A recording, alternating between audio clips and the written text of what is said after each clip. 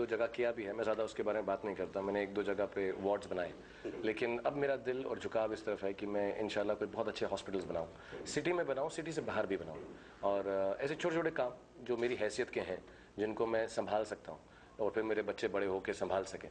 तो ऐसे दो चार कामों में मैं थोड़ा सा समाज सेवा का काम भी शाहरुख खान करेंगे थोड़ा सा। अभी आई डोंट थिंक इतने लेवल पे इसको समाज सेवा का फिलैंथ्रोपी कहा जा सकता है। ये तो अपनी ही एक अपने अपने आप को बहलाने के लिए, खुश करने के लिए कि मैं अच्छा काम है, गालिब ख्याल अच्छा है।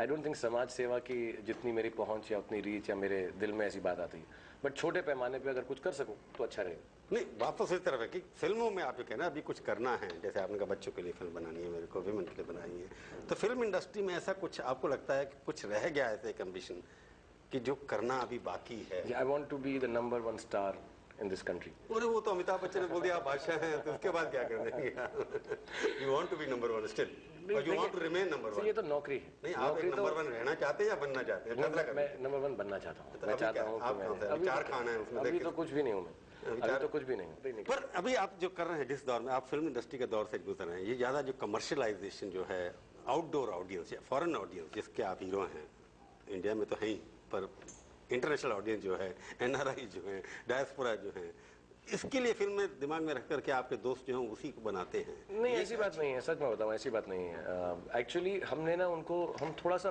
बुरी तरह से नाम लेना शुरू कर दिया है, जैसे वो कोई और अछूत सी ऑडियंस है कि डायस्पोरा ऑडियंस है। एक्चुअली इंडियन ऑडियंस ही है जो वहाँ रहती है, पाकिस्तानी ऑडियंस ही है जो वहाँ रहती है, श्रीलंकन ऑडियंस है जो वहाँ रहती है, और हिंदी फिल्में जो इंडिया में बनती हैं वही उनको पसंद आती हैं। पहले क्यों नहीं आती थी पसंद? नहीं, देयर वाज अ टाइम, आपको मैं बताऊं, अमर अकबर एंथनी, ये सब ह्यूज हिट्स थी। मनमोहन देसाई साहब, राज कपूर साहब के वक्त की बात नहीं कर रहा मैं, मनमोहन देसाई साहब की बात कर रहा हूँ। उन फिल्मों के जो प्राइस और मार्केटिंग थी, 150 थिएटर हुआ करते थे उस जमाने में, अभी भी यहाँ पे 100 ही हैं। तो there was a time and they were really like. फिर वीसीआर आया तो वो फिल्में बंद हो गई, और फिर हमारी फिल्मों से फिर से रिवाइव हुई हैं, तो लोग समझने लगे कि सिर्फ लव स्टोरीज चलती हैं। ऐसी बात नहीं है। I think somewhere down the line जो यंग लड़के को फिल्म बनाने लगे, उनका अवेयरनेस है वहाँ के लोगों का। अब ट्रैवल भी ज़्यादा होता है। एक ज़माना था जब हम वो हार और नोटों के हार मिलाए जाते थे, जब हम लंदन जा रहे हैं सारे लोग खड़े होकर ऐसे बाय बाय करते थे। अब हर रोज जाते हैं लोग लंदन।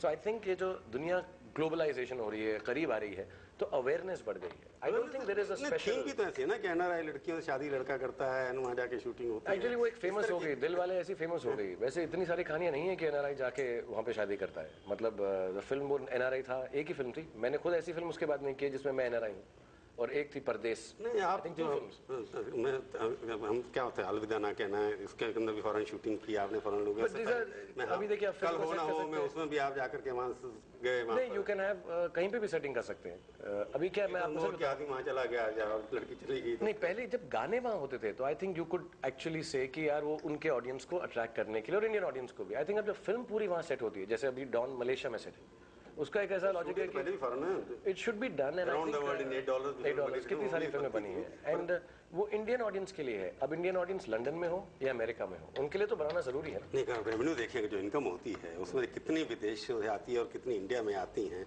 उसमें 70-30 का कई बार डिफरेंस नजर आता है रेवेन्यू का, क्योंकि वहाँ महंगी टिकटें होंगी, ये भी हो सकता है। 100% डॉलर ज्यादा है। ये फॉरेन ऑडियंस के लिए आप लोग काम करते हैं या नहीं करते हैं? नहीं, मैं तो हिंदी फिल्म बनाता हूँ। हिंदी फिल्म बनाते हैं, फॉरेन ऑडियंस के लिए बनाते हैं, जो हिंदी समझता है उसके लिए बनाता हूँ। मैं पूछूंगा आपसे किसके लिए आप फिल्म बनाते हैं? छोटे ब्रेक के बाद।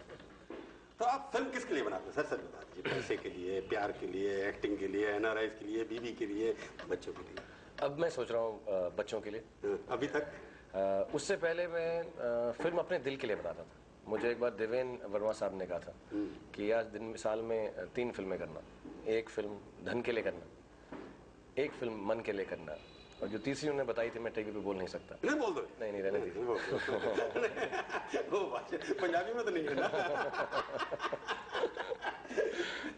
तन मन बाकी सब समझ जाएंगे लोग। ऐसे ही फन के लिए करना। फन करने, चलो ठीक है। सो एक्चुअली जेन्युइनली मैंने कहीं पर वैसा कोशिश भी की, और लास्ट फ्यू इयर्स में मैंने फिल्में सीरियसली जेन्युइनली ऐसे बनाई जो मुझे लगता है कि मैं सुनना चाहूँगा, या मुझे कोई कहानी बताए तो अच्छी लगे। और मैंने यही उम्मीद की कि जैसा मैं हूँ वैसे बहुत सारी ऑडियंस हो। और कभी भी मैंने ऐसा, जैसे स्वदेश फिल्म है, कहीं पर भी उसमें एक एनआरआई झुकाव नहीं है, बट मुझे वो लगा कि वो फिल्म मैं कर देता हूँ पहली, कि यार ये कर देते हैं, एक हमारी क्लासिकल स्टोरी है। कई बार मैं फिल्में खुद इसलिए भी प्रोड्यूस कर देता हूँ कि मुझे मालूम है शायद उस फिल्म का जो है झुकाव ज़्यादा कमर्शियल नहीं है, So I think I have been doing films for myself, from my heart, hoping that a lot of people think like me. नहीं, अभी तक शाहरुख जो आप फिल्में किए हैं वही रोमांटिक हीरो शुरू से आखिर तक, तो जब आप नॉन रोमांटिक रोल करते हैं तो उसमें थोड़ी कठिनाई होती है। नहीं, मुझे कठिनाई नहीं होती है। मेरा क्या है, मेरे को क्या है, मेरे को डायरेक्टर्स ने कहा है कि जब तक मेरे सिर पर बाल है मैं रोमांस करता रहूँ। तो मैं जब तक नहीं चेंज करूँगा कि मैं अच्छा लगता हूँ, कुछ बाल बाल उड़ते हैं हवा में, तो लड़की के साथ प्यार कर सकता हूँ, तो या तो फिर मैं जल्दी से मेरे बाल कम हो जाएं तो मैं एक्शन फिल्में करने लगूँ, या मैं बिलीव करूँ कि मैं इतना फिट हूँ। कई बार मुझे आके लोग कहते हैं यार तू मारता वारता है ना तो अच्छा नहीं लगता यार, तू प्यार किया कर। तो वो अच्छी बात है, लेकिन साल में 1-2 बार मार भी दें तो चलता है, माफ कर देते हैं आप। 1-2 बार ऐसा हो जाए तो चलता है। मतलब जब आपकी एंट्री हुई तब तो नेगेटिव रोल के हिसाब से हुई। हाँ, मैं तो नेगेटिव रोल किया था। मैं लोगों को कहता मैं बाजीगर में था, डर में, अंजाम में, इतने खतरनाक रोल किए मैंने, और बिल्कुल बिला वजह लोगों को मारता था उसके अंदर। फिर उसके बाद राजू जेंटलमैन बन गया। फिर राजू बन गया जेंटलमैन, वो मिडिल क्लास सिंपल फिल्में थी। But somewhere I think loves to, actually एक कहावत है मुझे यश जी ने कही थी कि असल में वो हीरो ज़्यादा चलता है जो लवर होता है। तो मुझे ऐसा लगता था कि नहीं, मेरे साथ तो ये बात लागू नहीं होगी, क्योंकि मैं फाइट मुझे अभी मुझे उसी का शौक है। मेरे को हाई स्पीड हो, लड़की हो, बंदूक हो, अच्छी गाड़ियाँ हो तो मुझे अच्छी लगती है। अच्छा लगता है। पर एक बात बताइए, जब कह रहे हैं कि नई फिल्में करेंगे, अब मेरे को लगता है जिससे रोल आपने किए पिछले 2-3 साल के अंदर, तो नए आइडियाज तो है नहीं। शाहरुख खान